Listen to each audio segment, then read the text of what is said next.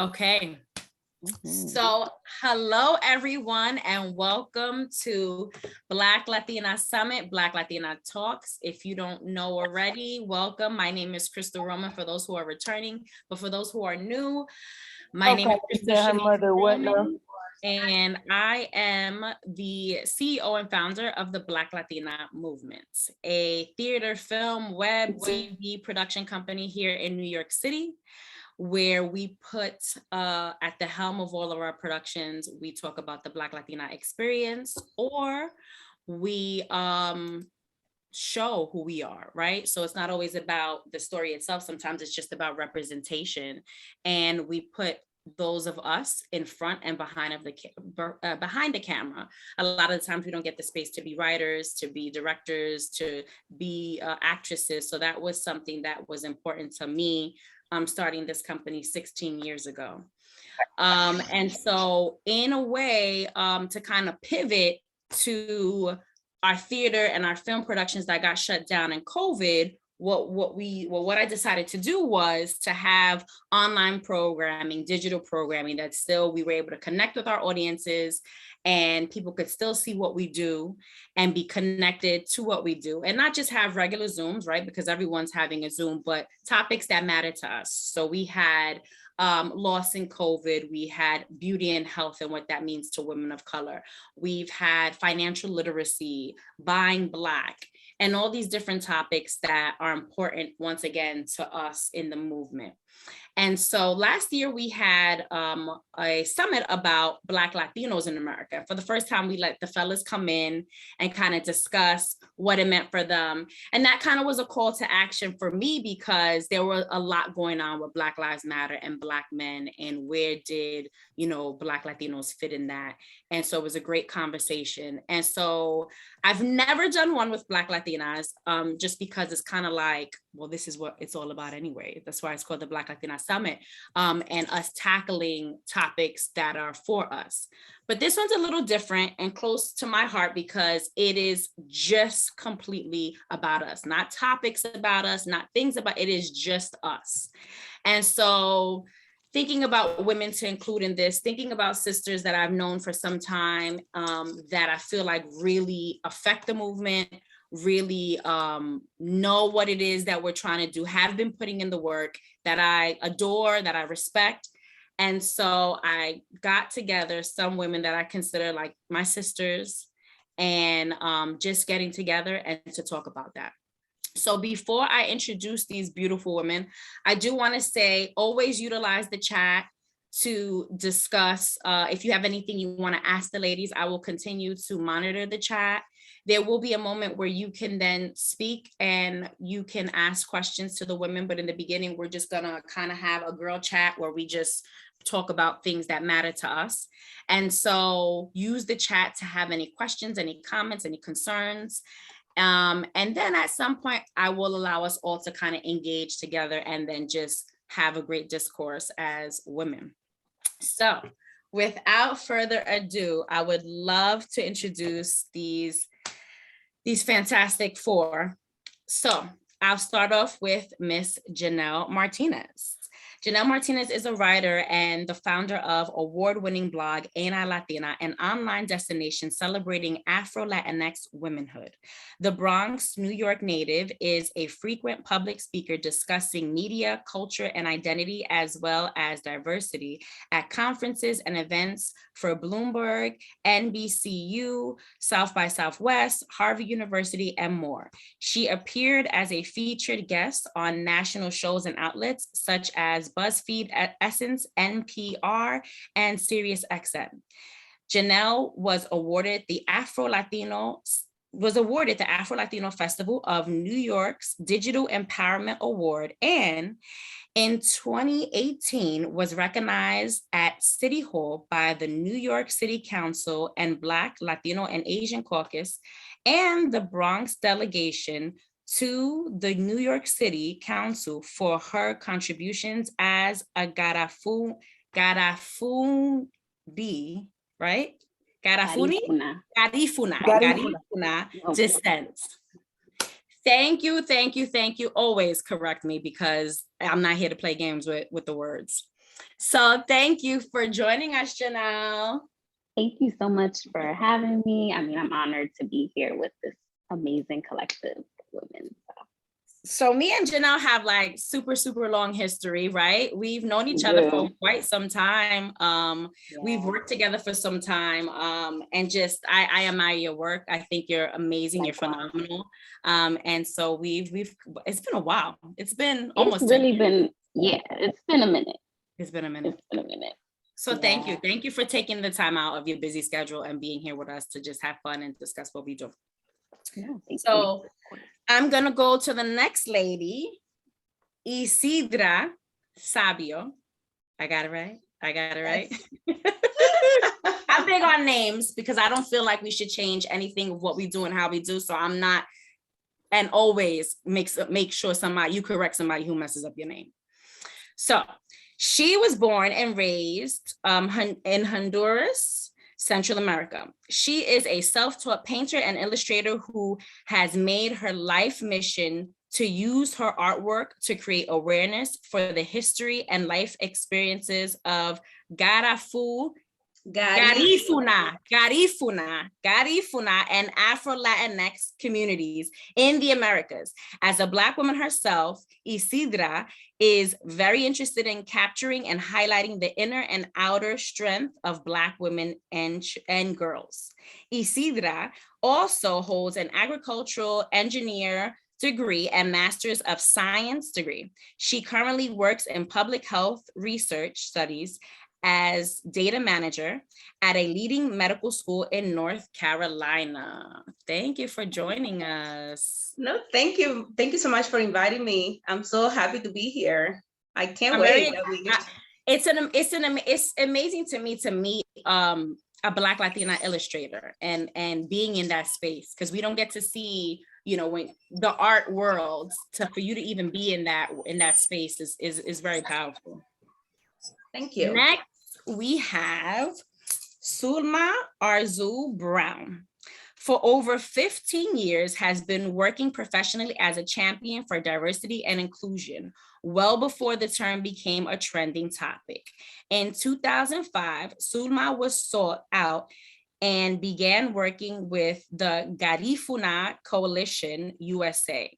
She also worked for a Bronx, US-based organization on a program to reinstate formerly incarcerated men, overwhelmingly Black and Latino, back into the workforce. In her role as the Director of Operations for the New York City Hispanic Chamber of Commerce, Sulma's platform has sparked a surge of professionals within the community, identifying themselves as Afro-Latino, serving a bridge of unity across all Latinx culture. She also co-chaired and produced the 2020 Rise and Roar Women's March, where over 300,000 attended. It was the last large gathering in New York City before the world shut down. She is the author of the award-winning book, Bad Hair Does Not Exist, Pelo Malo No Existe. Yes. Her follow-up book, My Hair Comes With Me, Shifting the Paradigm of What Success Looks Like. And we welcome Sulma. I think I started clapping for myself. Why not, right? Clapping everybody's intro. How you doing? Good to be here, Crystal. Oh, thank you. You know what? I'm in the now, I'm in the present. I'm so excited. This is truly a gift to be around so many dynamic, beautiful human beings. And I'm so grateful for each and every one of you. So I'm glad to spend this day with you. And you're celebrating her birthday. So she came to the party to party. There you go. Make the best out of every opportunity. Yes. Looking so forward thank you to for it. joining us. I really appreciate you and your work and what you do. I wish there were books like that when I was a little girl, but it doesn't. At this point, the fact that you're making it for our daughters moving forward, our nieces, and even our boys, right? I have 2 Black boys, and it's important that they get to see what we feel like and where we are and that's important to even to teach our boys how to be more loving and giving to our women. So of course, absolutely. And I also just want to say Isidra is the illustrator of these incredible books. Yes. So yes, thank you. yes. All right, so now we go to Miss Angelique Crawford Gibb. She is an educator, owner, and your favorite fat Black hot girl, Tia Prima. Her work centers on identity development with a specific focus on adolescent ethnic identity development and language. Through acknowledging the complexities of history, language, and culture, Crawford Gibb displays the luminosity of her heritage and leverages it as an educational tool. She has created and participated in the viral video series Define Black and Naming Ourselves in Love and Liberation, a love letter to Black Latin women, Black Latin American women, and femme, which explored ethnic and racial identity of Black Latin American women based in the US. She is currently a high school resource support coordinator in Maryland, in the Maryland area, and is committed to holding the babies down in all the ways. You can find her in these internet streets, dialing up love, affirmation, truth, and virtual hugs. Angelique, thank you for joining us. Hey y'all, listen, I say this all the time. I am a fat hot girl, and it's important because fat is a political statement for me in many different ways. I am a Black Latin American woman, y soy negra. I am also known as La Negra Speaks, and I do not deny that in any space that I am in. Soy negra, afrodescendiente, and everything about me is absolutely fucking gorgeous. And so I live in that, and I enjoy that, and that's the energy I bring to the spaces that I'm in. Yes. And I love me some Miss Angelique. I'll share with you guys recently, in September, I lost my grandmother, who was the matriarch of our family. She made being Black Latina so effortlessly. And when I started to follow Angelique on social media, what connected me to her was just the way, just language wise, and her tone and her cadence, and how she flows in her speech, and how she can speak in a very Caribbean tone, like almost like patois, and then go into Spanish. And it really connected me to my grandmother. So prior to this, I was having a crying session with the ladies, losing my street cred in here. But I needed that moment to cry for a little bit, because it reaffirms why I do what I do. I get to see my family, my aunts, and my grandmother and my mother and all of us. And this is why we do it. And it reaffirmed that for me even today. So sometimes we need those constant reminders. So I thank all you ladies. So without further ado, let's get into this summit. So I'll start out by something really, really simple, but also complex.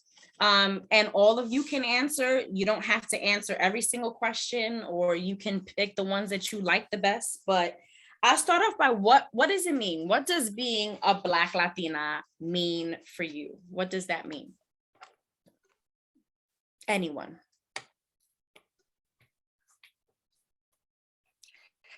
Okay. You're setting, you got it, Isidra, or you want me to start? You go ahead, Tuma. Oh. No, we were having a conversation earlier today, and Angelique, well, a little while ago before the session started, and Angelique alluded to a conversation she had when someone told her that she works very heavy with the ancestors, and it really just let me know that being Black Latina is really that, is walking heavy with your ancestors, with the women that came before you, with their strength and their journey, and then bringing it on to this present day and paying homage to everything they are, right? Which means paying homage to ourselves as Black women, to our hair, because they had it, right? And they went through so much because of it, right? Their skin color, their body types, their sizes. So everything about who they were is who I am today across all the diaspora. It's not just a Garifuna from Honduras, but across all the Black diaspora. And I think being a Black Latina is honoring them with every breath, everything you do, think of what they didn't get to do, and now you get to do, right? So I think that's what it means. It's a huge responsibility, and we need to honor them by bringing it forward, taking it to the next level. I love that. And I think along those lines, I think I phrase it differently. My background is in science, so I always define everything in my life about science. But I consider myself a genetic history book. Every aspect of me speak about my history and those that came before me many centuries and many thousands of years ago, like from my hair, from my skin color. I'm the darkest person in my family. I remember when I lived in New York for a few years and people used to ask me if I'm from Ghana. And I would say like, yeah, I was born in Honduras, but I'm from Ghana. Many people that came from different countries in Africa, they always thought that I was from Ghana. And my answer was, maybe my ancestor didn't mix much. I speak Spanish. I was born in Honduras, but, every aspect of me tell a story of many of those that came before me. So I define my Blackness of, like that. I'm a representation of those, of my ancestors. And I'm here because of them, because of the suffering, because of the history, because of, not just my Black ancestor, but also my indigenous ancestors, that define every aspect of my life, even how I manage my household, how I raise my child, how I engage with my fellow Black people. So I define my Blackness like that. It's just like, I'm just the culmination of all that genetic blend and history. Yeah. I love that. I love that. I do too. I do as well. Like Suma said, and like Isidra said, I think for me, my understanding of Black Latinidad really starts in Limon, Costa Rica, and it starts with not only Spanish, but really with my Limonense Creole and the effortless ways that the women that raised me spoke Spanish, but also spoke the Caribbean in verse, right? So there were just these effortless ways that they wove in and out of spaces that were hostile. They chose to cross oceans, to cross countries, to cross islands, and to settle in Latin America, and to settle in Costa Rica. And so my narrative, my story, my history, what it means to be La Negra Speaks, is to be the fulfillment and culmination of all of the ways that they have crossed. And so when I was about 19, I used to perform on the spoken word circuit, and I was trying out different names, and I went by La Negra Angeli for a while. And, my fascination with it was that, unfortunately, at the time that I was growing up, the only representation that I had was Celia Cruz, and it was La Negra tiene tumbao. And there's nothing wrong with that. I believe that La Negra tiene tumbao. I believe we got the drip, we got the sauce, we got all of it. I believe that. That's not what I'm arguing. But I remember even at 19 saying, pero ¿qué si la negra no tiene tumbao? ¿Qué si la negra tiene rencor y odio? Like, what if the negra doesn't have tumbao? She doesn't have the drip or sauce. What if what she's feeling is anger and rage and hate? What if la negra no era muda? What if she wasn't mute? And so out of that came La Negra Speaks, because it was the acknowledgement of the fact that I was US based, right? But also very much connected to Central America, very much connected to Latin America, specifically Limon, Costa Rica. And I was very connected to the English and the Limonense Creole that we spoke. And so from that came my name, La Negra Speaks, an homage to both, to every part of my history that I could give it. So for me, as a US-based hija de la diáspora limonense, daughter of the Limonense diaspora, I hold myself in those crossings. And what it means to be negra and US-based is to mean that I am constantly in those crossings. And ni de aquí ni de allá, but I have made my place in the middle, and I'm so comfortable with that. And so I walk heavy with my ancestors and their stories, as well as creating my own. Yeah, I 100% co-sign what everyone has said. I'm really sitting with, Angeli, what you mentioned, in the sense that, being Garifuna American and specifically positioned in the Bronx, though that is my lived experience, there was always like a very deep connection, specifically with the women in my life. I know from a very young age, you know, as a child, knowing, of course, that I'm Black. But when questions began to come up, you know, being young and having that conversation with my mom, and, you know, the first thing was, she was like, "You're Black," right? But, you know, the terminology, right, was different, because she would say Hispanic, because that is something that she was familiar with. And I reference that because I feel like my connection is absolutely through, you know, elders and those that have come before me, and they have rooted me in what it means to be connected to the diaspora. Just so happens to be, you know, the Bronx, Honduras, but really the larger, you know, connection to West Africa, to St. Vincent, right? And other areas. But I think in terms of the actual terminology, because I also think about that too, I know for myself, there has been an evolution in that, because, you know, using Afro-Latina, and then also feeling like, you know, does that really encompass, you know, what I'm feeling, you know, maybe, you know, it's, you know, just, hey, just call me Black, right? But of course, with the positionality, noting, you know, Latina, noting whatever, but I want to always, you know, acknowledge the fact that it's a larger connection to the diaspora, and the sort of like a pan-ethnic view of where we are positioned and our larger connection. But absolutely, I think my first point of connection has been through the women in my life. I love that. I love that. And I just feel like there's certain, there's a complexity to us that we don't often get to kind of show. So, and Angeli touched on it earlier, and I kind of want to dig into that a little bit, where it's like, you know, when you think of the way that the media positions Latinas, where, you know, we pop out 1,000 kids and, you know, we just stay home and cook and clean. And then they position Black women to be in corporate America and desensitized and just doing, you know, money makers. How do you navigate through those complexities of saying you can be vulnerable, you can be strong, but you can also be gentle, and you do have the right to be angry? How do you navigate these complexities in the way that society has betrayed us and what the reality is? Can I go? I thought that you were going to ask a question like this, and I was sitting with myself last night about it. And I'm gonna be honest with you, like, I'm gonna keep it a buck. I don't. I am no longer interested in explaining that I am a Black Latin American.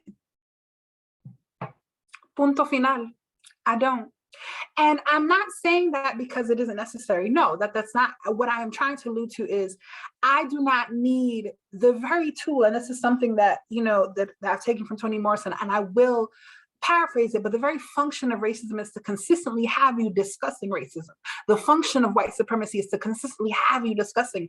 I will no longer have those discussions with those who are, the information is there. The information is there. I will no longer have those discussions with people who want to juxtapose my identity with what they believe my identity should be. I am going to create liberatory spaces where I can. And what that means is my focus is not what the media is saying about me. My focus is, what does it look like for me 10 toes down in the classroom every goddamn day with my kids? What am I telling them? Because I don't have the time to dismantle white supremacy for folks that don't want to dismantle it. A lot of us, including those in the Latina community, are very comfortable with white supremacy. We like it. We like it. And that's okay for you. But that ain't my work. My work is my kids. My work is every woman on this panel that has decided that we're going to come together. And Janelle knows this about me because she know how I roll. I don't have a problem calling that shit out immediate. That ain't my work, baby. My work are the Black and brown spaces, are the communities that are seeking to do it. I could give a rat's behind about what you say about us, because one thing for certain, two things for sure, y'all gonna lie on Black women. I'm gonna say that again. One thing for certain, two things for sure, y'all gonna lie on Black women. And so I'm not interested in hearing anyone's idea of who I should be. Does that mean that representation doesn't matter? No, that's not what I'm saying. But what I'm saying is I will not take your paltry representation and ask you to give it to please show me when I know that we are so nuanced and intricate, and I just don't have time to cater to what you refuse to see. And so what I'm fitting to do, like Isidra and like Sulma and like Janelle, I'm going to create these spaces. I don't want a seat at your table. I'm going to make my own. Yeah. Fuck you and your raggedy daddy. Excuse me. No, my language. Listen, I understand you completely, because I had that question asked to me one time, like if I use my art to educate others. No, I see that movie coming up.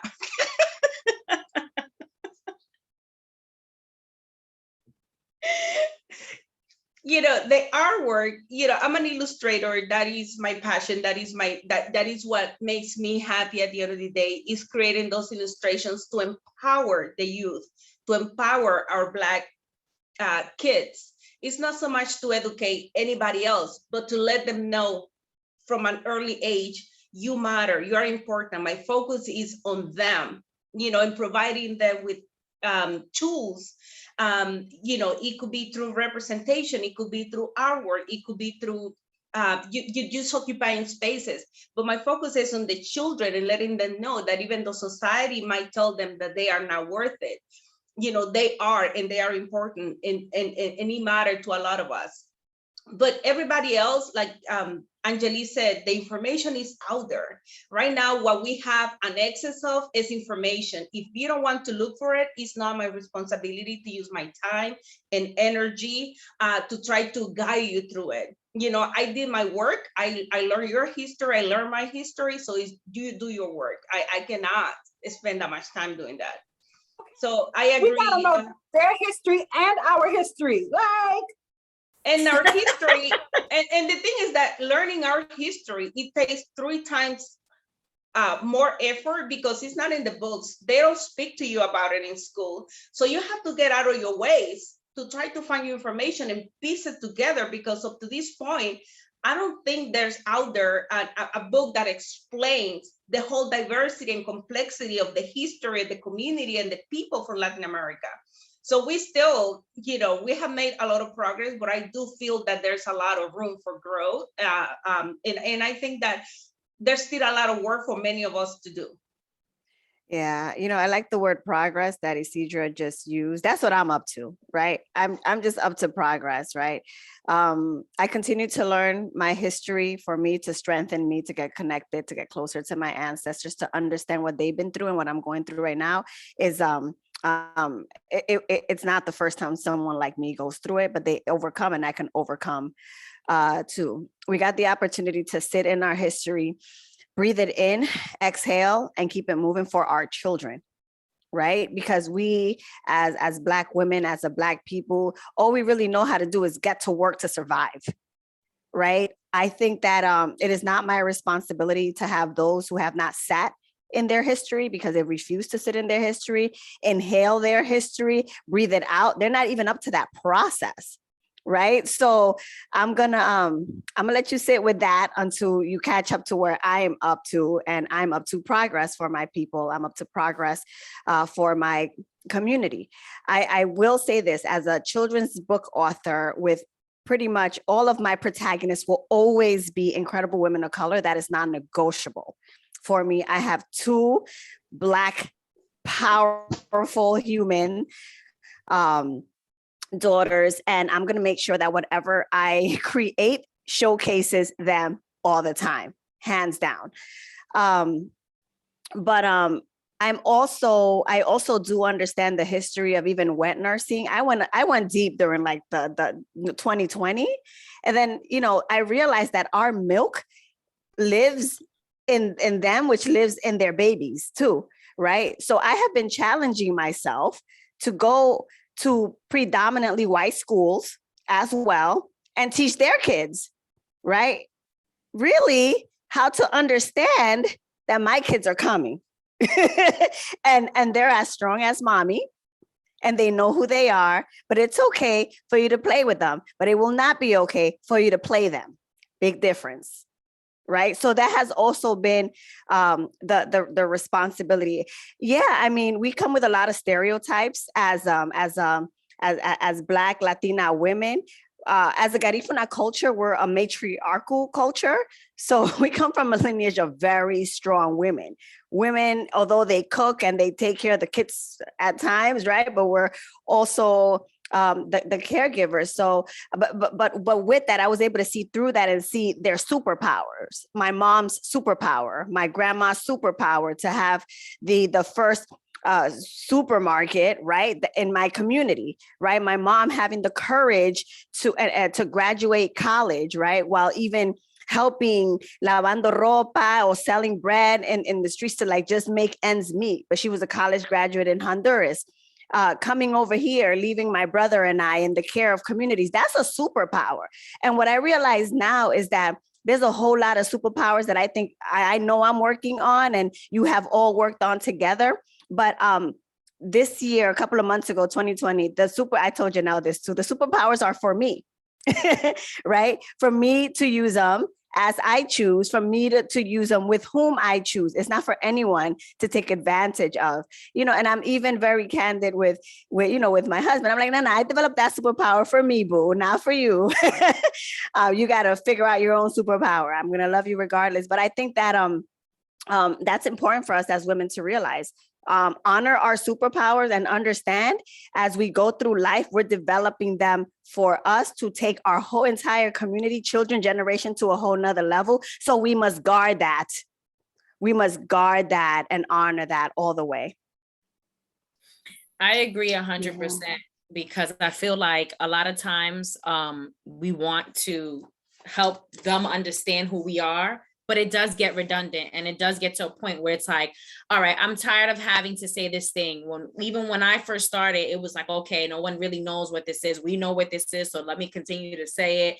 And then after a while, it was like, kind of like what you ladies were saying, there's enough information out there. There's enough celebrities, there's enough educators who've been doing the work, where why do we have to continue to tell this story? And I remember watching an interview, to take it a little bit back, a lot of the times when I would go to pitching meetings to pitch a show, they would always say, well, why don't you have like, you know, some white people in it or an Asian person or more, you know? And I would say like, well, when you guys created Friends, there was no Black person in Friends. There's no way you lived in New York without a Black person.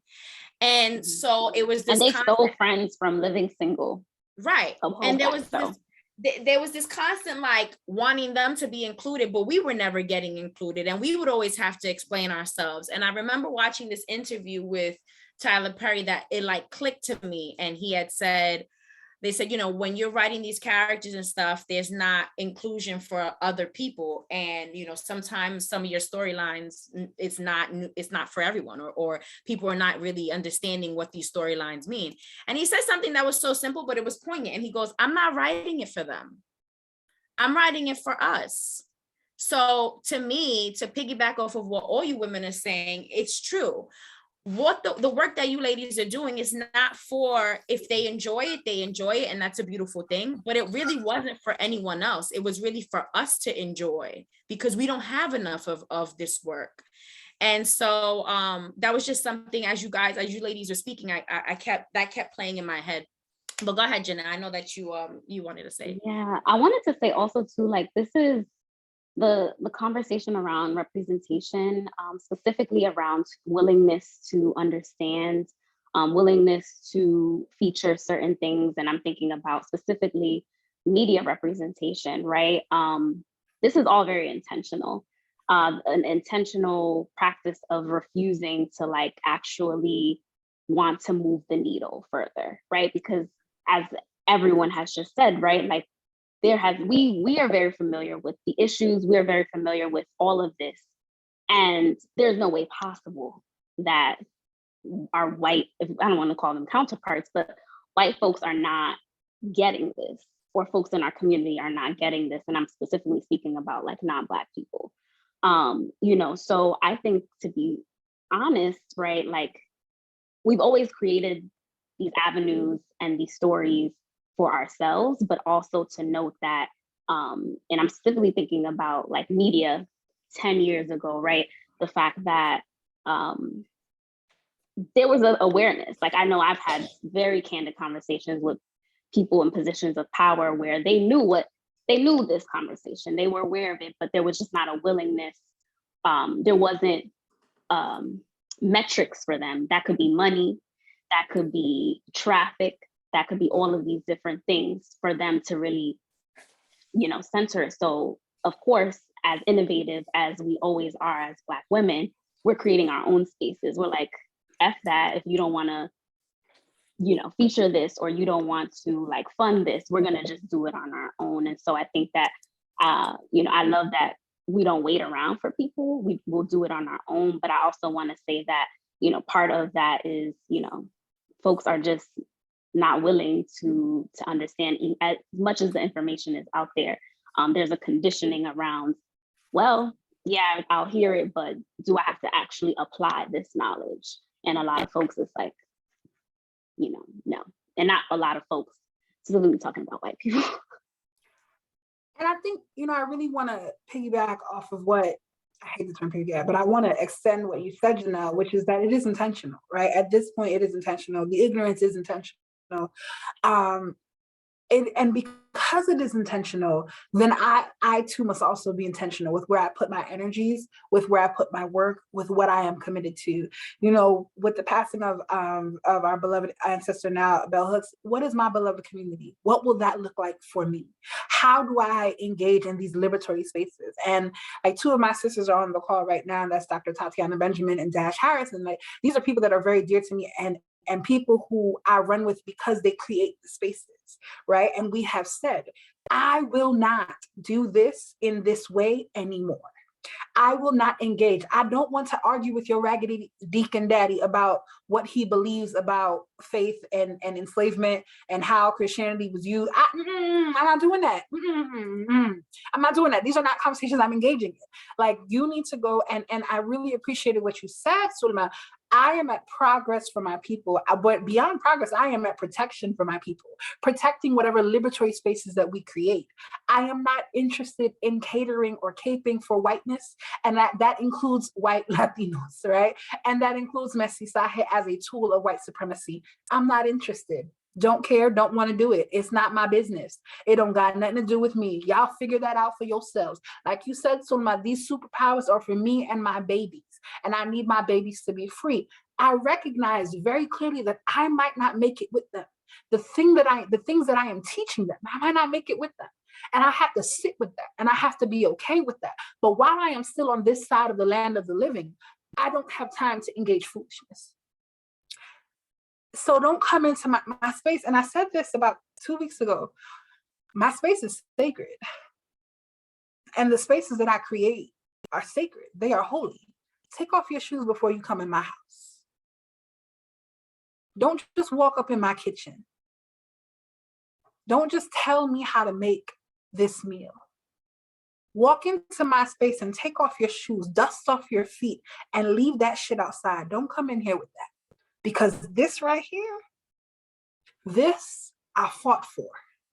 This, I have honored every woman in my family to create this holy space. And when you enter this space, there's healing. But that healing is is largely for my people. If you benefit from it, ashe.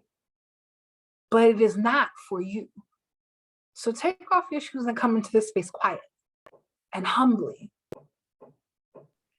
And I love that, because I think we're at a point right now, at a spiritual point right now, where it's hard to catch up to our synchronized synergy of, we're not letting you into this part anymore. We've seen how you do and what you do to take from us. And I love what's happening here, because we're at a moment where we can be with one another. We can support each other in our endeavors collectively. I mean, my books were not a success because of white people. My books have been a success because my Black African-American, diasporic, Garifuna community has supported these books. Janelle was like the first one to put it in Ain't I Latina, right? Isidra was my Black sister who said, I'm going to do the illustrations. I mean, it all came from my community. And from jump, I've seen that it is our community that will propel us to the next level. And I think we've proven to be able to work together effectively, right? And now it's just like, I'm on the next level. I am the co-creator of the first Afro-Latino family sitcom series, literally, right? So I got to write draft 2 this weekend of it, but we're in draft, and I'm so excited to just work with like just a group of individuals who we're not trying to be non-negotiable. Even about the color of the skin. It's like, do I wanna, I'm like, no, I think I want to make this an all Black cast, like an all Black Latino cast. And it's like, because if you're doing something, I don't want to live in regrets. I'm like, I'm going to do it all in or zero at all. This is the only opportunity I'm going to get it. Let me just do it all the way. And and on another note, I signed with a production studio, and yes, we have a scripted agent, but I'm just like, I have never been the one to wait on anyone to make anything that my community needs to be a success. So I'm going to launch a reading, and I'm launching an Indiegogo campaign. And I told these people, I'm like, I'm sorry, I got to keep it moving. I'm not sure if your bureaucracy have caught up to what we're trying to do for my community, but I'm okay continuing to do this with or without you. So you can come to the reading if you want, and this is not going to be part of the contract, but I'm going to do my thing because my community deserves it, needs it, and has earned it. And we can literally do this ourselves. So I just can't wait for nobody. Janelle knows, Isidra knows, I can't wait for nobody. Our existence depend on it, right? Especially when people are mismanaging our very own numbers. I mean, take Nielsen, for example. Nielsen came out a few months ago saying that from the 62 million Latinos, only like 6.3 identify as Afro-Latinos. I wrote a whole big thing. I made a big deal. I'm like, are you freaking crazy? What are you doing to us right now? 6.3% of 62 million identify as Afro-Latino. That's like the biggest lie, the biggest, and I'm not gonna lie, I'm upset at my vanilla Latinos. None of y'all said anything. So you're okay with us still being in the back? And you're okay coming into our communities trying to take our stories? And you're okay to try to use us as the pen to check the boxes? You have somebody Black and you're friends with Surma? Wait, are we shocked? Are we shocked? No, we are not shocked. But it still pisses me off. No, it's true. It's true. So I want to ask you, ladies. Sorry, go ahead. I'm unapologetic. I'm being no. Keep it going. This is what we're here for. When we talk about progress and things that have to stop, and all of you have said all the things that we need to stop doing, just to protect our space, to protect our mental health, to protect our spirituality. When we talk about the things that have to stop, let's shift a little bit to talk about what has to continue, what we need to now be the focus. Forget about them and their nonsense. What do we have to do as a community to keep this energy going? Because a lot of the times, as much as we like to, we can at times get against each other. And, sometimes there's that crabs in a barrel mentality, and we see that a lot. What could we do in the community to keep this energy going with our community, with our sisterhood, with our family? I want to, take a moment to, piggyback a little bit on what Suma said, and Anjali said, and it's something that touched my spirit. I usually don't speak in spirit terms, but it's something that kind of like made my heart squeeze a little bit. It's just, Anjali said, like, we might not get there with our children, and that is true. We might not be there with the children. And there's a Cuban poet that he says, caminante no hay camino, se hace camino al andar. What it means is that walker, there's no road. You have to make the road as you go.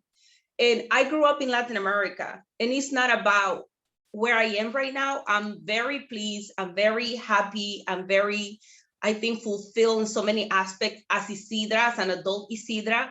But I see Suma's daughters. One of them is my goddaughter. I see my own child, he's 6 years old. I grew up in Latin America. I go to Honduras all the time. I see those little girls and those little boys, Black boys, that they still don't have that representation that I didn't have. So one needs to continue. We need to continue thinking about the next generation. I mean, it's okay that we are opening spaces, but also I do feel that something that needs to continue is putting emphasis in the next generation, because as we as adults move forward, the society still tell those children, you are not as worthy as these other group of children. And I do believe that we have to make, in that sense, self-esteem wise, the road a little bit easier, because they are full of potential. I always said that I see those kids and I see engineers, I see inventors, I see people that are coming to this world to make changes, but we have to make sure that we open them up, you know, self-esteem wise, so they can fulfill their whole potential. And that is the part that breaks my heart, you know, those children. So let's not leave them behind. You know, one of the things that in terms of what needs to continue, sometimes you create meetings, you create groups, and you have these projects, and you present it to the authorities that are support. In my case, I wanted the Garifuna history to be included in the academic curriculum. After almost 300 years of existence in Honduras as a Garifuna people, our history is not part of the curriculum in school. So I spent 2 years of my life traveling to Honduras, my own funds, meeting with the people on the education, Department of Education, so we can include that aspects of our life. Because if you don't know who you are, it's easier for somebody to say you don't belong here. You haven't contributed anything to society. So until we don't create this holistic view of who we are and incorporate it in our educational system, our kids will continue to get those messages, like you are not even worthy to make it to the history books. You know, after receiving like no all the time, what did I do? I wrote a children's book that explained the Garifuna history. I illustrated it. I collected money with my friends and brought it back to Honduras. I brought the books to more than 400 children in Honduras that they never had a book for themselves, so they can learn, because at this point, we don't have that many allies out there. And we have to understand that we have, my mentor said, like, you know, ideas are like a bud. Everybody has one, but what are you gonna do in order to make it happen? Okay, so those are the things that need to continue. Let's be pragmatic. What is it that I can do that can create a tangible change and a tangible progress for our children? Not just in the United States. I mean, it's a lot of work to be done here too, but also in Latin America. We are talking about 200+ million Afro descendants in the Americas, from Mexico all the way to Cabo de Hornos in Chile. Latin America is full of Black people, and still our history is not being taught, not there, not here. Yep. Yeah. Yep. And that's what we have so much work to do. You know, when I think about, I think what they see that I just said, Jamel, Mommy, did you have something you said? I didn't want to cut you off. Oh no, I was fixing my glasses. Okay. And when I think about what he see that I said, and even what Suma said, one thing that I am very aware of is that I am US based. And so any work that we do it starts home, right? And I think it's important for us to go back to places and places. I talk often about going into your abuela or your elder's kitchen and learning from them. And let's be clear, every older person is not an elder, so I'm not saying that in any way, shape, or form. But what I am saying is that they were the archetypes, right? They are literally the ones who are the archetypes for made a way out of no way. And so there is no necessity for me to reinvent the wheel, but rather to learn at their hands and to continue to create the spaces for the generation that comes afterward. So, and I think when we talk about what needs to be done, it is as much it is looking back as it is looking forward. But I think for me, the question becomes, what are the resources that I can leverage here as a US person? And how do I fund my own community? And I know for a fact that, you know, Dash Harris does the Black Doll in Cuba. That movement also currently funding a sports league in Kurundu for different children in Panama, right? So those are the things that are tangible things that we learn how the resources that we have here. You see that you just said it, right? I took my own and went back, right? And so I think as we continue to think about how we need to move forward, moving forward is leveraging the resources that we have and then reinforcing that we are global and that this communication must be global and we must find ways to join with one another in that work, right? And so I think for me, moving forward means one, in part, looking back, right? Looking back to those who are the originators of making a way out of no way.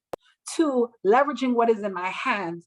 And three, going back to from whence I came to make sure that the lines of communication, the bridge between those of us who are you or part of the diaspora and the original, in whatever sense we can understand original, that those bonds and that those lines of communication are strong. Again, I am not interested in representation for the sake of representation.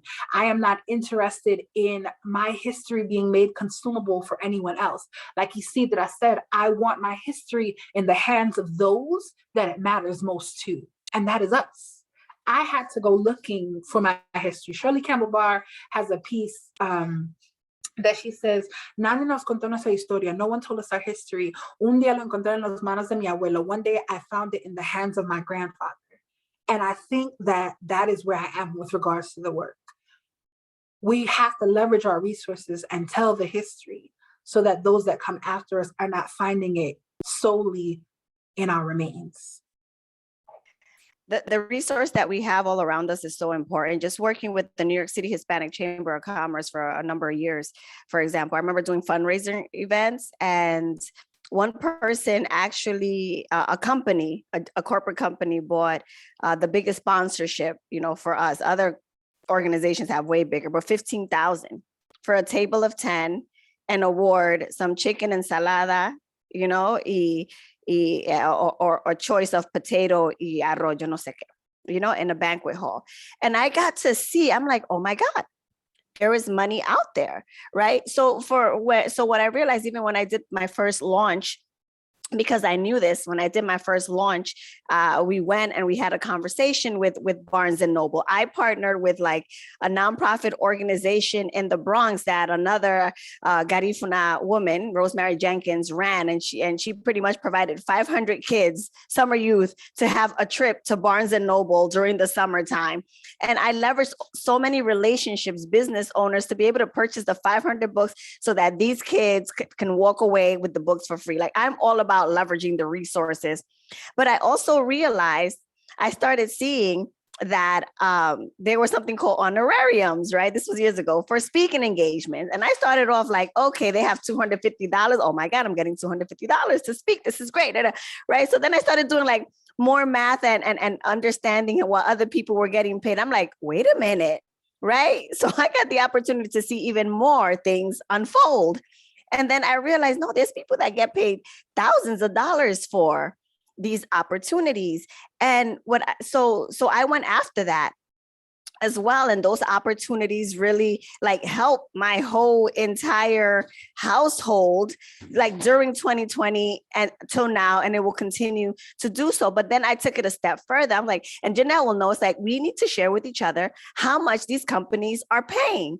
Right? Because there's no way that I'm going to do something or Janelle's going to do something for $500 and then they give me $5,000. It's like, hold on. Right? And then we have to share what we're making with each other so that we can stay in the same, like, across. They can't say, no, this person is more inexpensive than that person. We need to stay on the same like budgetary. Why? And I'll tell you why.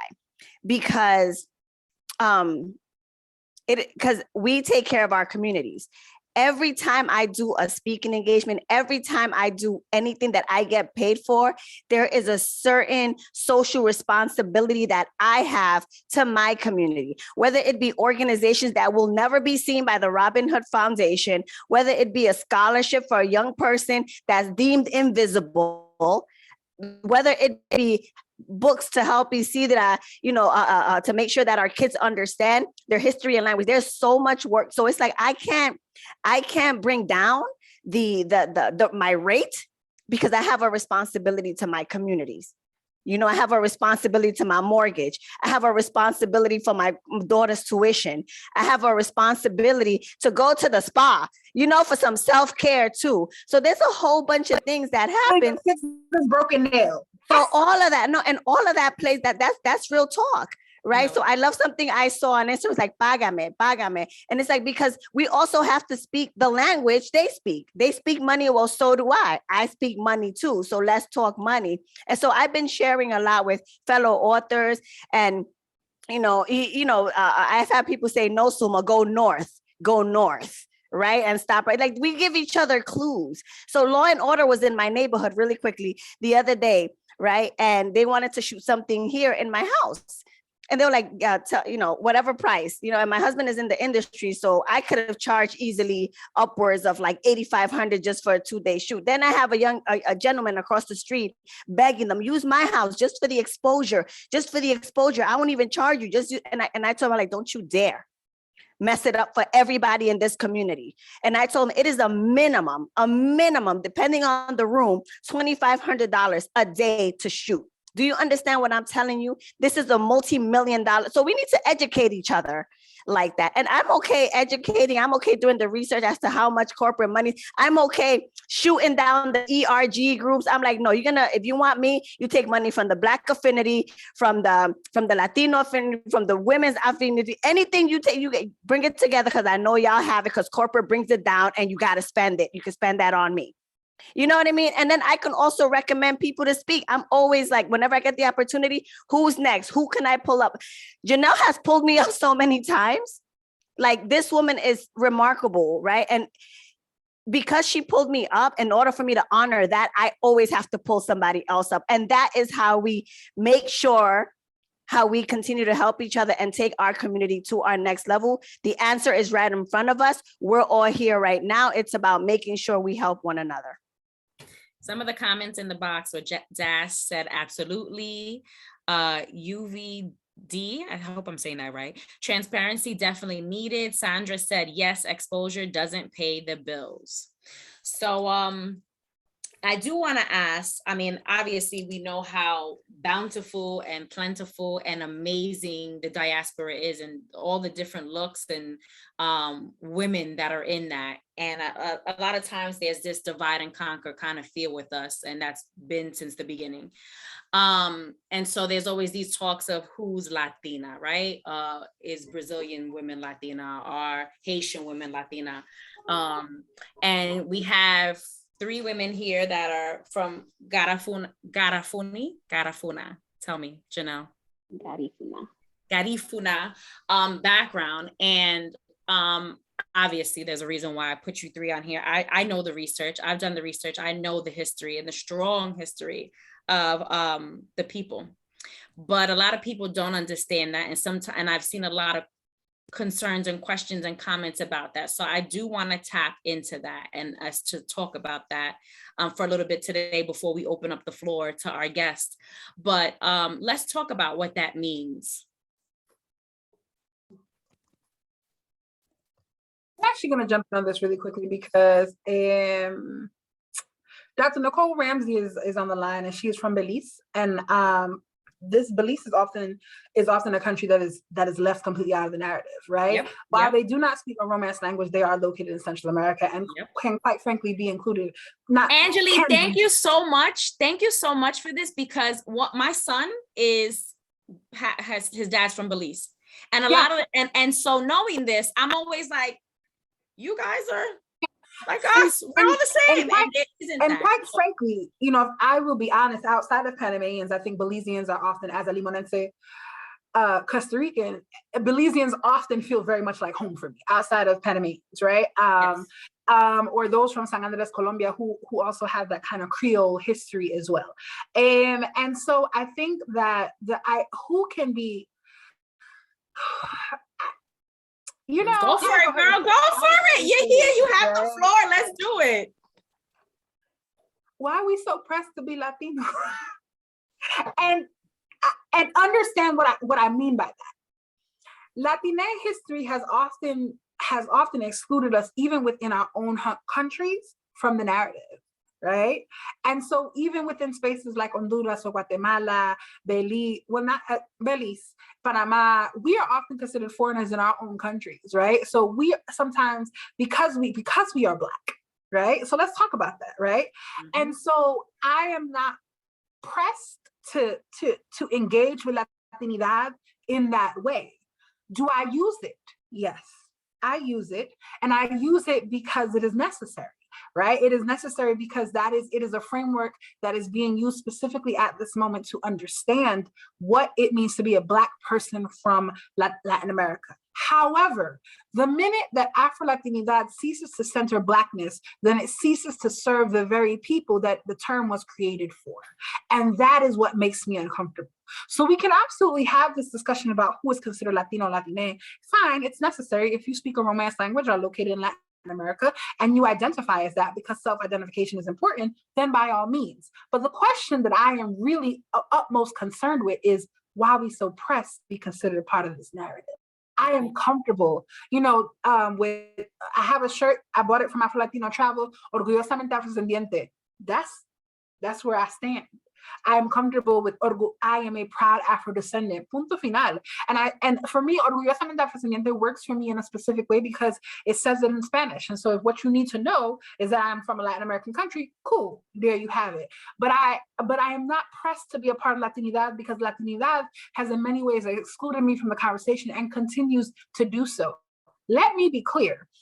As we talk about media representation, despite everyone on this panel who I know for certain has explained that Latinidad or Latine is an ethnicity and not a race, we continue to see Black, Latin, and white people when we're looking at media, right? We see this desire to turn Latino or Latina into a race as opposed to acknowledging it as an ethnicity, which continues to, again, erase anyone that is not part of mestizaje from the narrative of Latinidad. So why are we pressed to be a part of something that keeps erasing us? Yeah. I mean, but that's how I feel about it. So I'm gonna stand 10 toes down and be negra. Fight your mama. And soy una negra que habla español. I'm a Black woman that speaks Spanish de Centroamérica. ¿Y qué? Now I understand leveraging because it is necessary. Listen, while we are in the system, we are in Babylon's system, we got to learn to play Babylon's game. I get it. I'm not confused. But I am saying in these spaces that we create for ourselves, why are we so pressed? They keep trying to. I don't need to be part of a tool of white supremacy. And mestizaje, Latinidad, is exactly that. Fuck what you heard. Soy afrodescendiente. Mm-hmm. Yeah, and that terminology, I'm from, like I said, I'm from Latin America, so I grew up there. And I have to say the Afro-Latinidad is a term that is used mostly in the US. If you go to Latin America, and I say Latin America, no Hispanoamerica. Hispanoamerica refers to the people that speak Spanish only. Latin America is everything from Mexico all the way to pretty much the South Pole. But the term afrodescendiente is the one that is used in Latin America, is the one that people use to advocate for the Black people in the Latin America. And that includes Belizean, that includes, Haitian, that includes people from Brazil. And when we talk about the term afrodescendiente, when you leave the United States, the term that is used in the Americas is afrodescendiente or afrodescendants. And it speaks from everybody who is Black, from Mexico again, all the way to Cabo de Hornos in Chile. To be honest with you, I don't self-identify as Afro-Latino per se. I'm somebody that is, Garifuna, Afrodescendiente from Latin America, which is completely different. But I never heard that saying that people from Belize are not considered from Latin America. It's just, not Hispanoamerica, but Latin America is a different thing. I'm saying not include Latin. That's what I meant. Yeah. Oh, Suma. You're muted. Thank you. I identify as Garifuna first because of the rich history. I identify as Afro-Latina and Afrodescendiente, just really to close the diaspora, like to just connect me with all my long lost, long stolen, brothers and sisters around. I'm going to use any word that I need to connect with like the Black community globally, right? Like whatever it is, I think everyone is in their individual journey, and wherever that they are at that particular point and however they choose to identify, I'm just going to respect that, as long as you know I'm your sister, you know, as long as you know that we got work to do.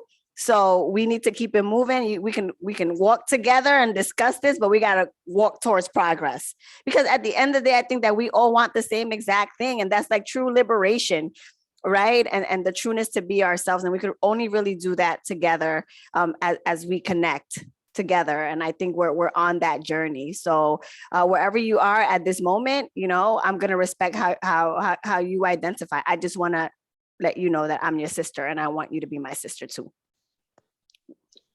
Yeah, I was gonna say, for me, you know, similarly to Suma, it's important for me to center my Garifuna-ness. And I also have to hyphenate it and say Garifuna American, simply because, you know, the positionality is really important. Like, my lived experience is from, though the largest Garifuna community outside of, you know, our ancestral homes is in New York City, specifically the Bronx, and that's where I've lived my entire life. You know, I feel like Garifuna identity questions and forces people to think about indigeneity, Blackness, Caribbeanness, right?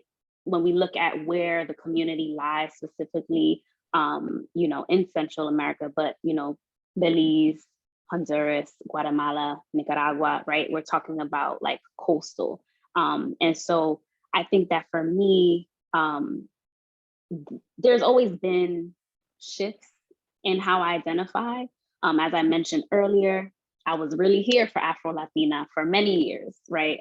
Even when I created Ain't I Latina, like that was the whole premise. However, naturally, I had to really reflect and think about where that, you know, as Angeli mentioned, what is the investment here? You know, what am I really looking for? Who am I standing for? And for me, though, yes, I will use Afro-Latina in the sense that if it's a point of connection with another Black, you know, woman, Black femme of Latin American descent, if they so choose to use that term. However, really at this point, it's centering Blackness through and through, centering Black indigeneity as well, because that is something that, you know, I recognize that indigeneity is not something that I felt I was connected to, though that was what I was raised in. Everything was indigenous, because indigenous identity is not necessarily separate from Blackness. However, the way it's framed, the way it's positioned is like, you know, that's not the case. And so for me, it's really important that I you know, first and foremost say Garifuna American and Black, but also other things apply. And so that's just where I'm at in my journey. Maybe 10 years, Black will never change. So it's gonna be this 10 years from now, but the sense of terminology, connection to it, there is room for flow, but always censoring Blackness for sure. I do want to, I don't want to be hasty. That what? I said I didn't want to just, I wanted to give space for what Janelle said and to rest in that. Thank you, Janelle. One of the things that I just wanted to say really quickly to pull from what Sulma said, I want to be clear, and while I am emphatic in the way that I identify my leadership reform, saying that anyone else should not go through their own journey. And so as Sulma said, I will meet you where you are. The only I apply is if you are ever using Afro-Latinidad as a distancing from Black. In that sense, that concerns me, because Afro means Black. And I think that somewhere along the lines, as the movement within the United States in particular has progressed, we have gotten a lot of racially ambiguous Afro-Latina people moved to the forefront of the conversation. And that in some respects is something that we need to hold and to explain that there is conversation. And it's okay for us to do that. However, I'm in no way, shape, or form saying that how you identify is a problem for me. If you're choosing to identify with this term of this primarily US-based term of Afro-Latinidad divorces you from Blackness, then you have to know why you are so comfortable using it as opposed to using Black, right? And why is that something that you want to do? And another thing that I have to recognize, and my students have done a real job of helping me with this, I say this all the time. Evan Alvarez says it, Black from birth. I say it BBC, the big Black crew, right? Right? Like, so some of us have never been able to live in any way but Black. And so I don't always have the range to have the conversation with some of my students who are coming into Blackness, right? So I have students who are half mestizo and half African, right? And so of Afro descent. But for them, growing up in these spaces, coming into Blackness is a different conversation. And there's space to be held for that as well. And that's okay. Again, the point is not arguing about or policing Blackness, but it is honoring that our lived experiences within the framework of Blackness can differ, do differ, and it's important to acknowledge that.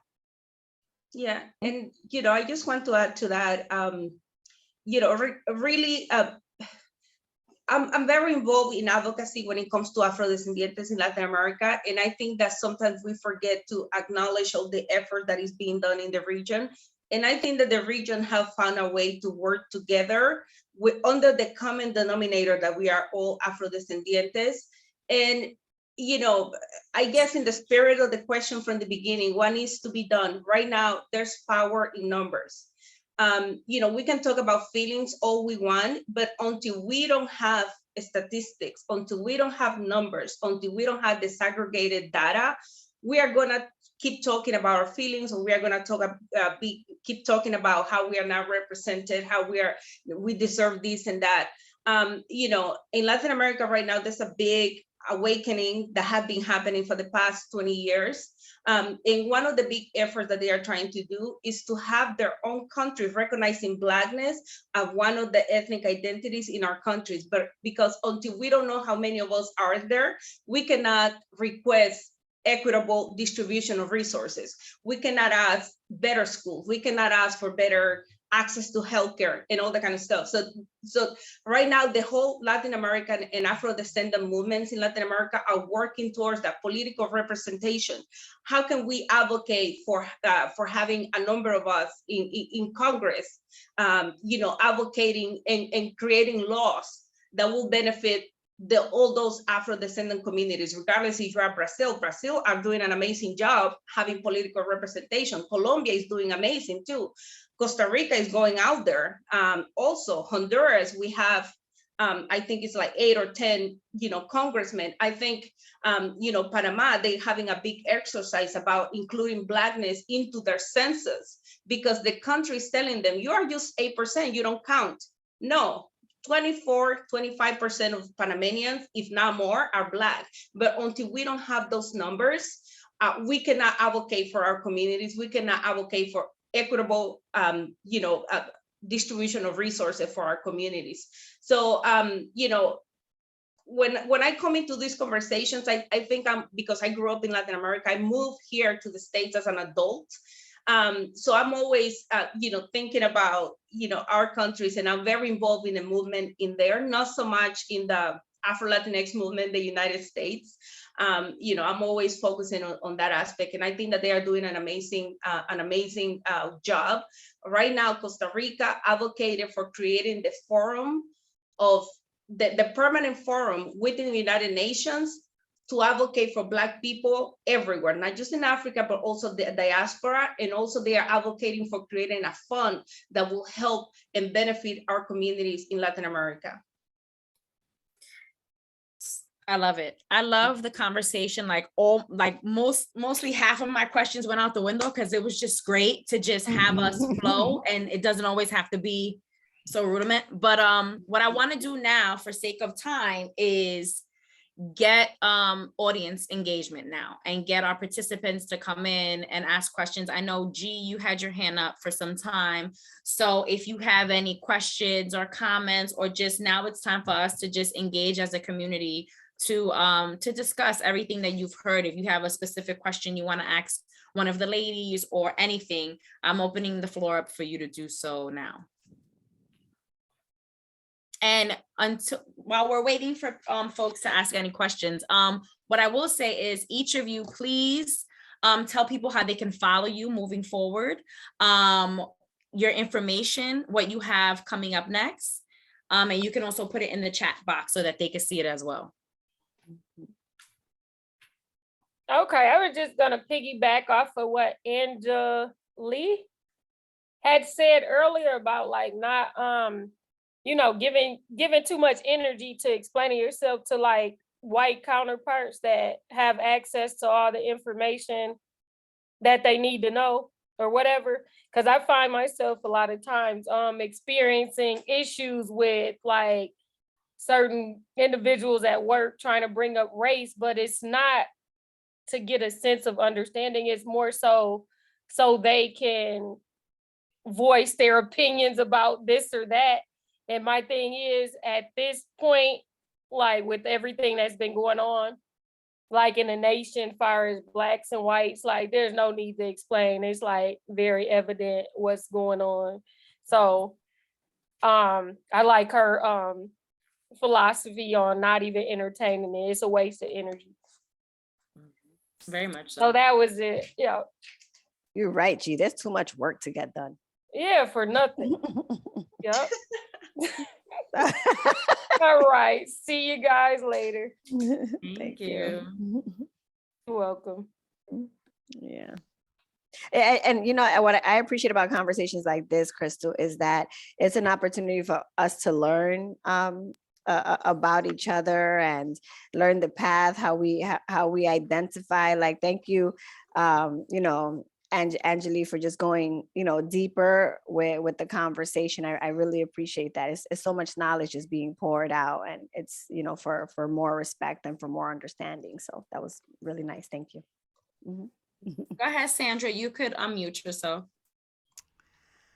I just want to say thank you so much for pouring into us this afternoon. And Crystal, I love you dearly and madly. And you always just bring such amazing, beautiful Afro-Latinas to the table, to share in wisdom and collective power. I was just loving up on all of you. I tried to follow everybody on Instagram. And just a couple of things that resonated with me in terms of not having to explain ourselves, or what makes you Afro-Latina, or how come you're this way.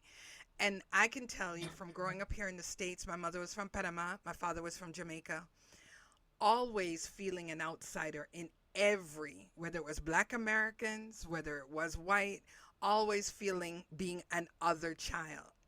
It got so, and even to this day, I always say, I never say my parents are immigrants, because immigrants was worse than a swear word than F you.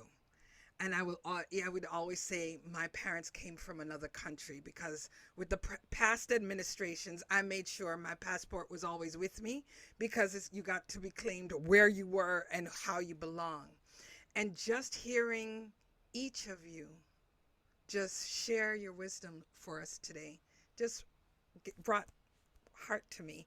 And also, as a children's book author, to know that we don't have to explain why you want representation and you want to see children who look like you, and for your family and your friends to know that.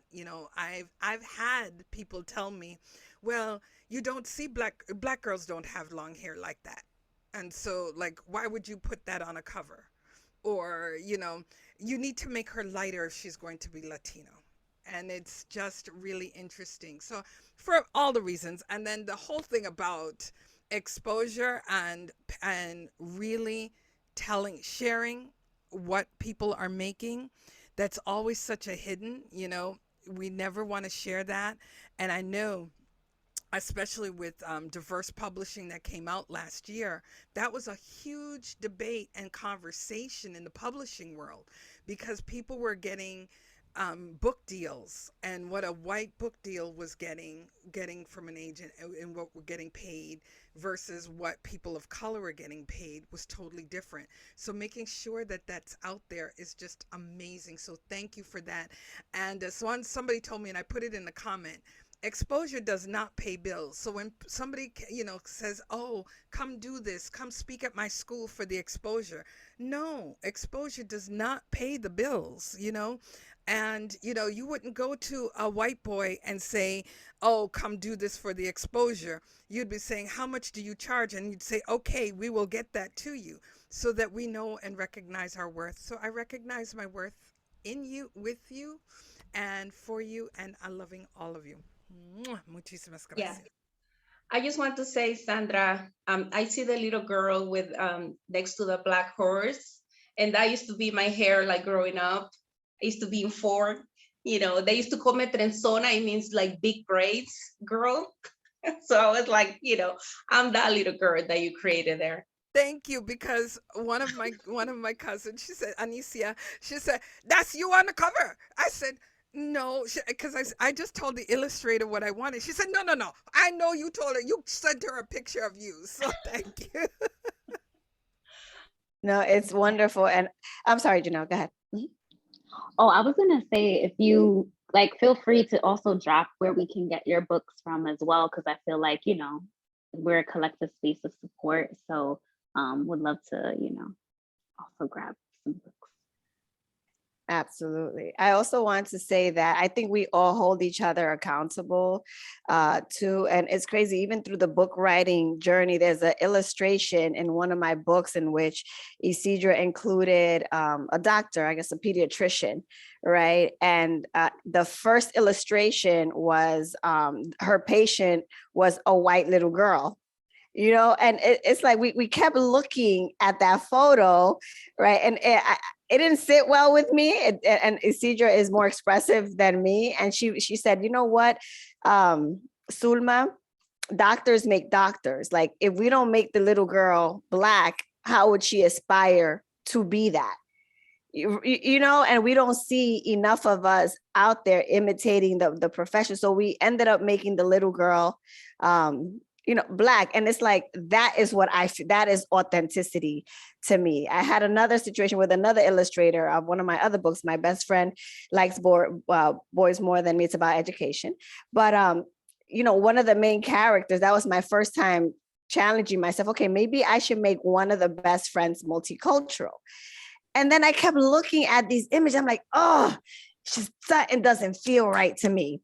And I was like, please make her Black. And I'm like, that is the authenticity, right? So just honoring who you are and what you're trying to do and never compromising is so important to this game. There's been times where I've gotten strength from Janelle, right? And how she's able to say no because it compromises her authenticity. I get encouragement from Isidra, and Isidra is like, I love how she says no. She says, well, it's not going to happen, right?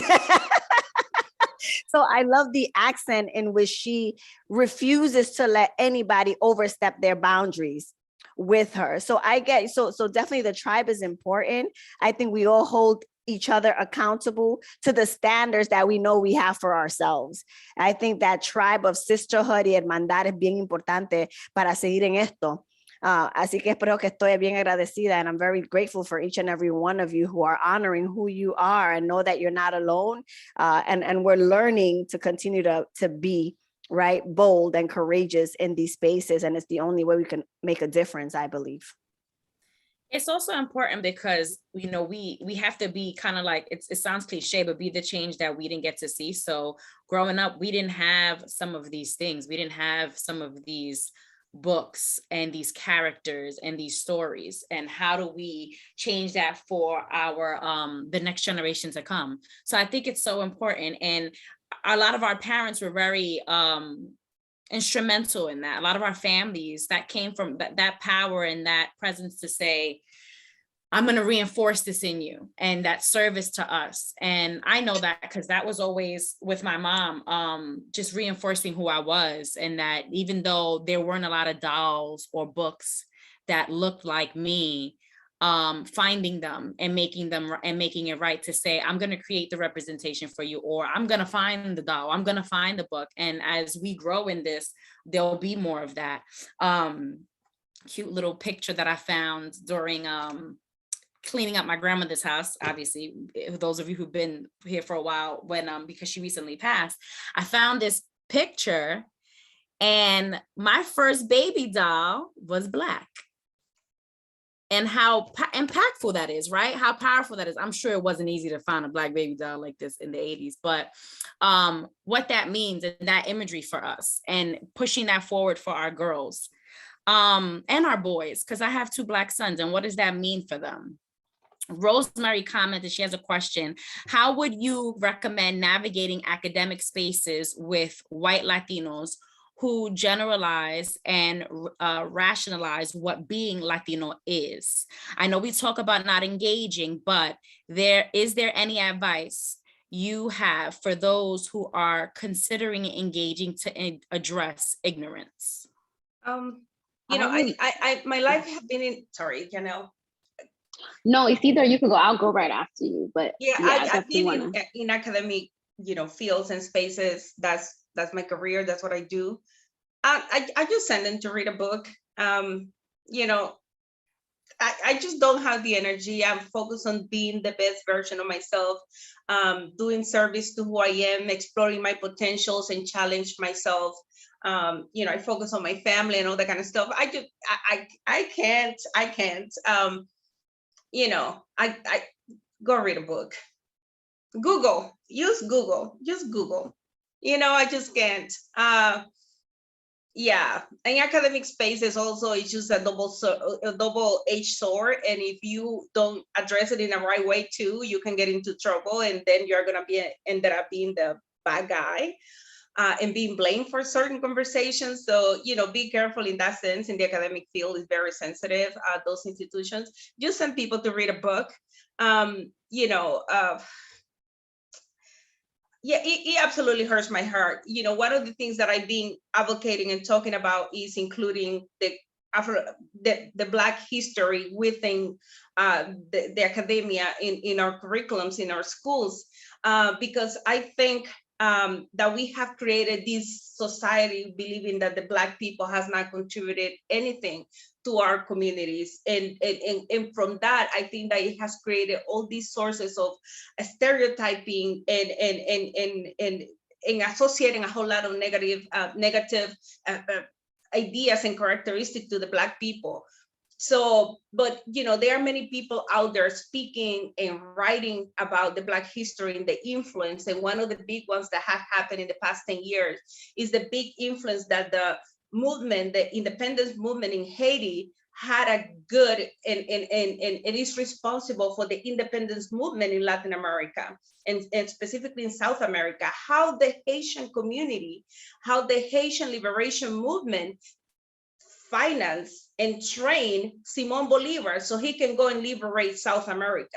It's something that has come out in the past 10 years, and I think it's amazing. And a lot of people are writing about it. You don't have to believe me. Go to Google, search about it, inform yourself. The information is out there. I think that is fantastic. Sometimes we think about Haiti as the chopped liver of Latin America, but that was the first country that existed in the region. That was the first Black republic in the whole world. I mean, they have an amazing history, and they also have a sad history because of the boldness that they had like hundreds of years ago, and their vision that they had, and the agency that they had. And I think that history slowly but surely is going to become more mainstream. But you know, I think that also it includes informing ourselves, reading about our own history. Is not just their problem, it's also our problem, because we were not taught about it in schools. So we still have a lot of education to do for ourselves. You know, when those conversations happen, you say like, go read a book, you know, go read about, you know, how Simon Bolivar was trained by the Haitian, and then come back to me. That's it. Yeah, I think this is, you know, a very layered question in the sense that I would say two things. Like, you have to consider your psychological safety. And this is actually a term that I have been speaking with my therapist about, because I have entered academic spaces as like a, freelancer. And I've also had a stint in academia where I realized, just firsthand witnessing certain things, whether it's through graduate students, PhD candidates, as well as my own personal experience in having to educate people on very minor things, microaggressions, why my hair looks one way. Well, not educating them, because at that point you just gotta let people know, but my hair looks one way on Monday than it does on Thursday. Like, there's various things that I feel like being a Black person in academic spaces are very violent. And so I would really say that, do move in the best interest of your psychological safety and your peace of mind, first and foremost. But if you do feel like engaging in a conversation where you are you feel like, okay, I need to say something, definitely come with the facts if you feel like it, or like Isidra noted, like, hey, there's this, reference online, Google, etc. But I really want to emphasize like the psychological safety, because there is so much that happens in academia and that I personally wasn't privy to until I myself was like in that space, and the level of requests that you will receive just because you may be the only Black person, Black woman in that space is something that you have to really think about. So that's all I will leave you with there. But I do want to say that I wish you all of the best if you are, thinking about how you want to navigate that situation. Like, I do hope that you feel supported. Yeah, I also, I'm not sure if this will apply, but the schools that my children attend, I always make sure that I let them know that I'm a children's book author of diversity and inclusion. I also take my books to the school. I've done readings in the school to set the foundation for my children, right? To know that this is what we're about. Like, you're going to tell your mama, you're going to talk about it to your mom, y'all all going to talk about good, because my children are in the house now. Right. So I would encourage if there's any parents out there to definitely be bold enough to just, especially if you have your children, be bold enough to walk in the books that you need the whole community to understand about your community. Right. And I take that responsibility very, very seriously. I'm a registered vendor for the Department of Education. So I go into schools as well. Now with Zoom, I do pretty much nationwide and global speaking engagements. But my responsibility is to just own my truth and let them know, let people know that we're human, right? Like, it's like, that's the whole foundation of everything I do. It's about the human experience. But I always tell everybody, my whole entire goal is that is to protect my kids and to make sure that wherever they go, they're led in with the red carpet, which they deserve, but what they deserve. And I set that foundation, and it's a non-negotiable foundation for me. And I do that with all of our kids. I do that with the whole Black diaspora, who are my family. I do that with Afro-Latinos. Like, that's just my responsibility that I definitely take on. And I know that a lot of, I still see some hesitancy from vanilla Latinos that are pretty much like, yo no sé, I don't know how they would feel. And I'm just like, are you serious? So you really don't want to make a difference? So I can't put making a difference in the hands of anybody else but mine. So I stopped having people have that responsibility. They're not going to change it for me, and it's going to take me to do it for me and my generations to come. Does anyone have, oh, I'm sorry, go ahead. I know it's I don't know if you want to open it up to the floor, but one of the things that, Rosemary, that I would say, in keeping with what everyone else has said as well, Isidra, Chanel, Sulma, if you look in the chat, there are so many resources that we just dropped. And so I think that I would recommend to create your own file, right? Create your own file of resources. And if you want, Janelle said, your own psychological safety in mind, if you want, make that list, shoot that email. Here are some resources. Consider this. Because there are enough resources just in this chat alone from a bevy of people that can help conversations. But it is also not your responsibility. Frankly, my love, you don't have to. And I just want to publicly say, protect your peace and protect your safety. Like, it is not your responsibility to again aid white mestizaje in dismantling its own self-hatred that they then put onto us. That's not your work, baby, and you don't have to do it. I did want to say, because Crystal, you asked for us to mention this, and I'm super excited about this. In the chat, I put a Vimeo from the series that I did, naming ourselves in liberation, Black Latin American women in femme. It's a beautiful, beautiful, beautiful project. I love it. Evelyn Alvarez is actually on the line right now, and she was one of the people that did it with me. And it is truly a labor of love. And so I hope that you guys will check it out. Also, one of the things that Isidra talked about a lot was reaching back and being aware of what is happening in our home countries. And so I put in the IG Mujeres Afro CR, and that's run by Tanisha Swaby Campbell, who is the daughter of FC Campbell Bar, who I am close to. And she is also running a Black Lives Matter at this moment. The donation for gifts for Indigenous and Black Costa Rica. So please check that out. And last, I put a YouTube for, it's a YouTube channel from Dr. Carmen Hutchinson Miller from Limon, Costa Rica, but she's currently in Heredia and is somebody that I'm super proud of. And I will be doing something with her on the channel, Aportes Afro-Costarricenses y Diaspóricos. And so we talk about just kind of the work that is happening in Costa Rica by Afrodescendientes, as well as those of us who are Afrodescendientes outside of Costa Rica, right? Costa Rica as well. Zel Normairi is one of the senators for, or was, I should say, I haven't kept up, of New York State, and he is of Afro-Costa Rican descent. And so consistently, you know, as it's alluding to what Isidra said, and Janelle, my work, when I look at my work, it is to create that bridge between all of us so that we are consistently having conversations with one another. What it looks like here in the US is not necessarily what it looks like, and that's okay.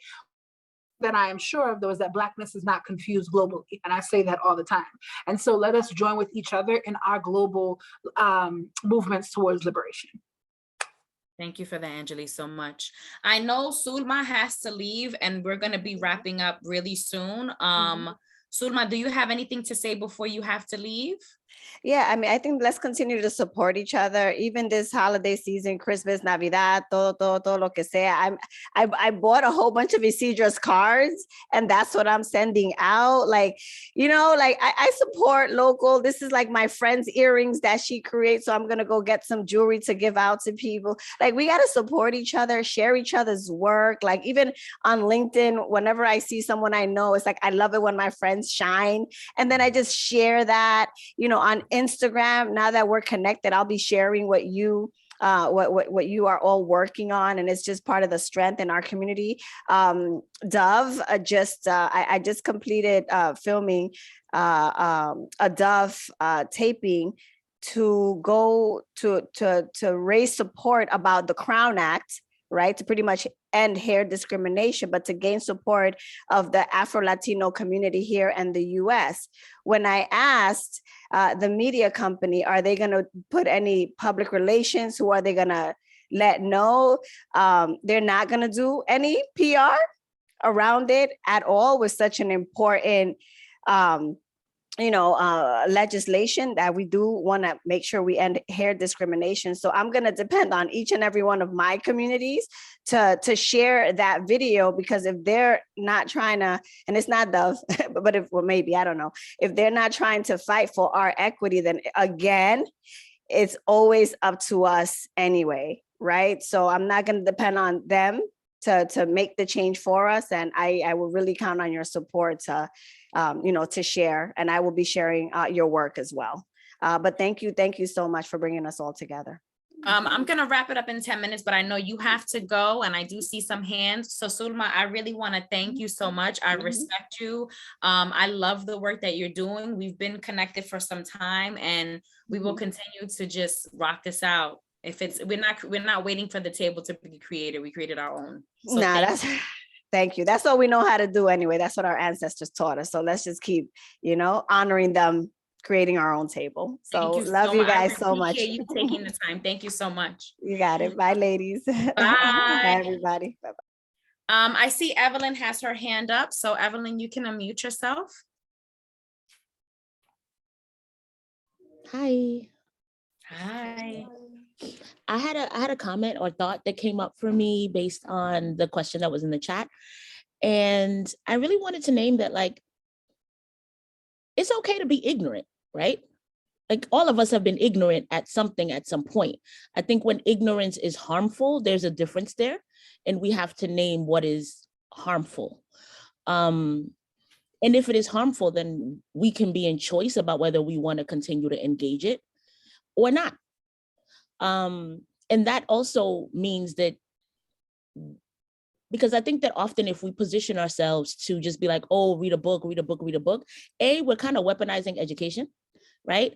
And in the sense that, like, there are some things that we learn about our culture that are not in books. Does that mean that they have less value? Right? And so there's that thought process that I think is really important. I also think that it's really important for us to have, like, boundaries. Like, for example, for me, I have boundaries around language. I don't like people of color. I am not a person of color. I'm a Black woman. Because if we look at all people, like, we have white people and then we have people of color, it suggests that everyone that is in bucket B has the same experience. And what we know is that that is not true. And so I think that in order for us to move toward the space of creating areas and environments where people can be seen with their unique skill set and cultural experiences, then we have to be able to use 2 or 3 more words to name it, right? If someone is like, so that, and also I think that part of the challenge with, like, Afro-Latinidad in general is that there's straight up white people saying they Afro-Latino, and that's a problem. So I think that, I want to go back and say that, like, when people say, oh, we can't police Blackness, I question why not? I don't know that we should, but I think that it is something that should be up on the, it should be on the table.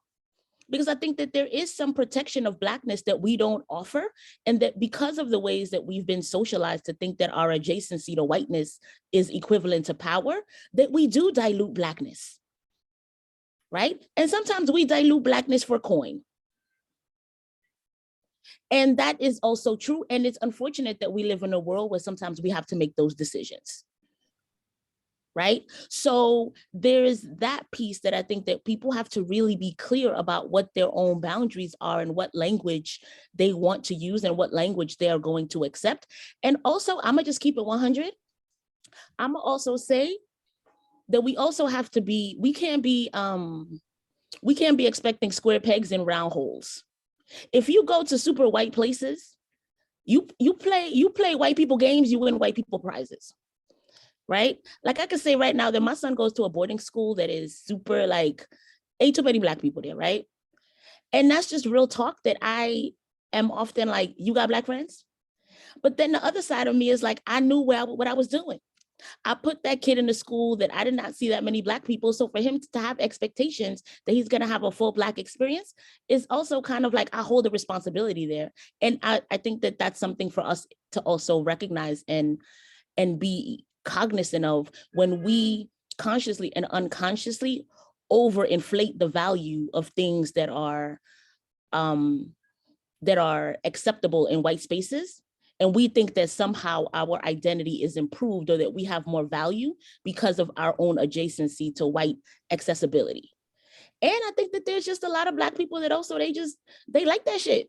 Like, they like being unicorns. Yeah. And that means that what happens is that they love being unicorns. Beloved, come on and preach today. They love being unicorns. And so they love being the person to tell a Black story to white people. And they will constantly adjust their story to be most palatable to white people. And that if you are not that type of Black person, you will suffer as a result. Right? Like there is a struggle that is part of the game when you refuse to play it. And there's a loss of integrity when you choose to play it. So you got to choose like which area is going to be what's going to be your thing. Right. And I think that that's also something that's really important to note. Like you got to have your own personal boundaries, because if you're not really sure where you land, then every hit is going to derail you. And that requires being in community. So I just wanted to kind of offer that for people who are in crisis, because I do think that it is an internal crisis that people experience when you have to make the choices of, I have to make a coin. And that is, and that's an important thing to also note, because that's an internal conversation. Go ahead, Anjali. I wanted to jump in on that really quickly, because there are so many decisions that I have had to make this year about coin and not coin, and how I'm living in the world. And again, I'm not playing to whiteness or Mestizaje in any way, shape, or form. I'm not interested. And so that means that there are some tables that the meal was not served to me. And so, but what is beautiful though is, and I really want to, hone in on what you said, Evelyn. My community always showed up. Always. Yeah. Coin, made coin, right? Like, Evelyn has partnered with me for the past 2 years to ensure that my Black students, who are 80% Brown Latino school, have the dopest, Blackest, you hear me, graduation that they could possibly have. And when I told you we did it, okay, they still talk about that. And this Christmas, I'm opening up my home to former students who don't have some place to go, students who've been kicked out because of queerness, who have been kicked out because of any number of things, and they coin, right? But my community is going to show up, and these babies are going to have stockings with their names engraved on it, because I'm that extra. These babies are going to have a meal. The community is going to do what the community is going to do. And Rosemary, if you're still here, the community is going to do what the communities do. You don't have to worry about what is outside of the community if that's not to do. But you don't have to put yourself in a position about white supremacy because it's not worrying about you. To that end, I've dropped my Cash App and my PayPal and my Venmo chat. I gotta feed these babies. They hungry. Please send $20 to the sis. There's always receipts. I'll show you the pictures. Evelyn, no, there's always receipts. We do what we say we're gonna do with the money. So my Cash App is La Negra Speaks. My Venmo is La Negra Speaks. Run some coin my way, community. Thank you so much. I was just gonna ask you any final remarks, Anjali. So since you just spoke, anything final you want to say before we close out today's summit? Love us. Every part of us. Every single part of us. I love us. And that is not feeling, it is DNA. It's embedded on my DNA. It's ethereal. It exists beyond eternity. It is cellular, the love that I have for my people.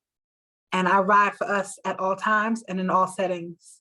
My allegiance is to Black women first and everything else second. Thank you. Janelle, any final remarks? I am just so grateful for this space. I feel like sometimes you just never know, like, something's gonna happen, you're gonna receive, but you don't know exactly what. And so I'm just want to say thank you to you, Crystal, for hosting us, to, of course, Anjali, Isidra, everyone on this call, because I really feel like I'm sitting with so much. And also, I just want to say too that if I can be of support to anyone, my lane is as a writer, storyteller. Please feel free. I definitely respond to my emails. Please feel free at any point to reach out to me if I can be a support, and I really mean that. So, don't be a stranger if you feel like that resonates with you. So thanks. Thank you so much. Isidra, anything? Yes. One of the things that I always said, you heard me using that word a lot, pragmatic. Every time you identify a problem, I remember a mentor used to tell me, what are you going to do about it? So I just want to send you that same comment. What are you going to do about it? I think that we can be, as cliche as it sounds, the change that we wish to see in the world. And we all are capable of making a difference, small or big way. So it's just like identify the problem, identify the issue, and what are you going to do about it? That's all I have to say. I think we all have more power than what we sometimes think. And while you ask yourself that question, you can come up with ideas, and you might be the next one to change the world. So that's that. I want to thank you, ladies. One last comment, sorry, yeah. to Evelyn that said that her son went to not Black spaces. I went to a school, I was the only Black person there. Those things make you research and make you look for information to who you are. So your son might be having a richer experience than what you think. So I just wanted to say that as a person that went to a boarding school when I was the only Black person. That's it. Thank you. No, that's good. I want to thank you, ladies. Hold on, go ahead. Crystal. Yes. Yes, I want to love upon you for a minute and say thank you for creating this space and being truly intentional in these conversations. From when we met umpteen years ago with your play, Black Latina, the play, and I felt so seen back then. I'm seen now, and it's because of you and the work you continue to do. So for example, when I saw the first invitation came for the summit, for the latest summit, I pinned it on my email so that I would remember to make sure this time was sacred. So for all of us, I just want to say gracias to you for the work that you have been doing to bring this conversation. Thank you, Sandra. I do want to say, for those of you that don't believe in the community and how powerful it is, I met Sandra in 2012. She came to see Black Latina the play. She came all the way from Boston. And since then, she's the community. So this is a face to show the truth that our community is rich. Our community is solid. Our community it's not all talk.